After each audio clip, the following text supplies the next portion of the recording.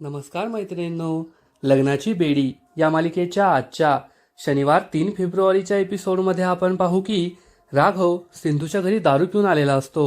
तो सिंधूला म्हणतो, तुला खरंच विशालबरोबर लग्न करायचंय का? पण सिंधू त्याला काहीच उत्तर देत नाही. राघव म्हणतो, करायचंच असेल ना, कारण तो माझ्यापेक्षा चांगला आहे, माझ्यापेक्षा जास्त हँडसम आहे, तुझ्यावर ओढत नाही, तुझ्याशी भांडणार नाही, तुझ्यासाठी तो परफेक्ट आहे. मग तू हे लग्न कर, परंतु आपल्यात कोणतंच नातं राहणार नाही हे मला नाही सहन व्हायचं. आपण चांगले फ्रेंड्स तर राहू शकतो ना, एकमेकांचे मित्रमैत्रीण. मग आपल्या नात्याला कोणत्याच मर्यादा राहणार नाहीत. माझी मैत्रीण तरी होशील का? परंतु सिंधू त्याच्या प्रश्नाचं उत्तर देत नाही. राघव चिडून म्हणतो, आता तुला माझ्याशी मैत्रीही ठेवायची नाहीये का? सिंधू मनातल्या मनात विचार करते, राघव सर, आपण त्याच्या खूप पुढे गेलोय. जेव्हा आपलं लग्न झालं होतं आपल्यात कोणतंही नातं नव्हतं. मग आपण एकमेकांचे मित्र बनलो, त्यानंतर एकमेकांच्या प्रेमात पडलो, आपल्याला बाळ झालं, आपण या सगळ्याच्या पलीकडे गेलोय. त्यामुळे असं काहीही नाही की आता आपण मित्रमैत्रीण नाही होऊ शकत.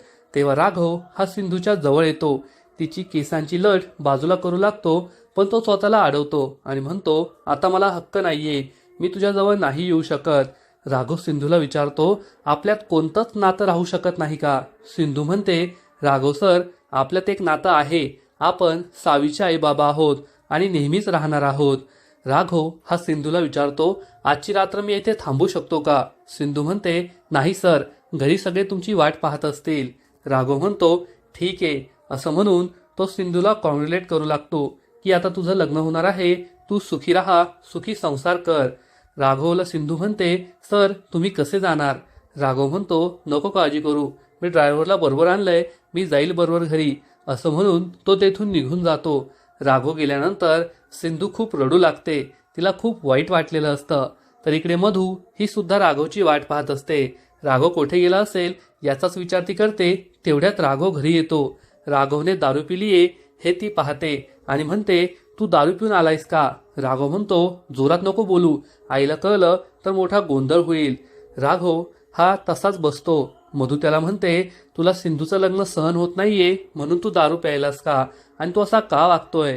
तू का दारू पिलास? राघव म्हणतो, सिंधू सुद्धा हेच म्हणत होती. राघव सिंधूकडे गेलाय हे समजल्यावर मधूला मोठा धक्काच बसतो आणि ती म्हणते, तू सिंधूकडे का गेला होतास? आता तिचं लग्न ठरलंय ना. राघव म्हणतो, आता तिचं लग्न होईल, त्यानंतर आमची भेट होईल की नाही माहीत नाही, म्हणून मी तिला शेवटचा भेटायला गेलो होतो, तिला निरोप द्यायला गेलो होतो.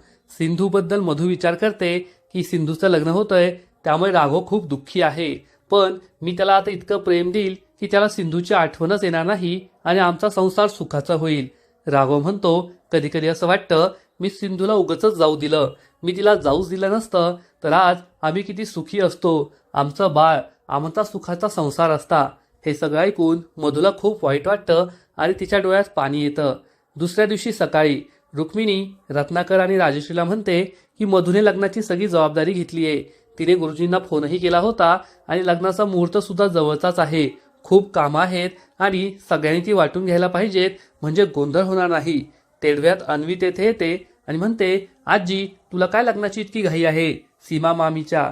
तेव्हा रुक्मिणी चिडून म्हणते, एकही शब्द बोलायचा नाही, गप्प राहायचं. तेवढ्यात विशाल, त्याची आई आणि वहिनी तेथे येतात. त्यांना पाहून रुक्मिणीला खूप आनंद होतो. इकडे मधू ही सिंधूजवळ येते आणि म्हणते, तू राघवसाठी औषधं आणलीत ना? काल माझा नवरा तुझ्या घरी दारू पिऊन आला होता हे मला माहितीये. सिंधू म्हणते, मला याबद्दल काहीच माहिती नव्हतं. मधू तिला समजावून सांगते, आता तू त्याचा विचार करू नको, तू फक्त विशालचा आणि त्याच्या घरच्यांचा विचार कर, त्यांच्याबद्दलच तू लक्ष द्यायला पाहिजे.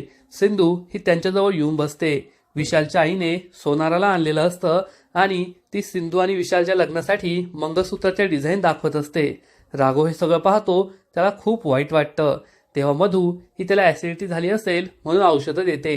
राघव विचारतो, हे सगळं सिंधूने आणलं असेल ना? तर मधू म्हणते, नाही, मी आणलंय, कारण मी तुझी बायको आहे आणि मला तुझी काळजी वाटते. आता सिंधूला कोठे वेळ आहे, ती फक्त विशालकडे लक्ष देईल. तेव्हा विशालची आई सिंधूला मंगळसूत्राचं डिझाईन दाखवते. सिंधूला लगेच तिचं आणि राघवचं लग्न आठवतं आणि हे दोघेही एकमेकांकडे पाहतात.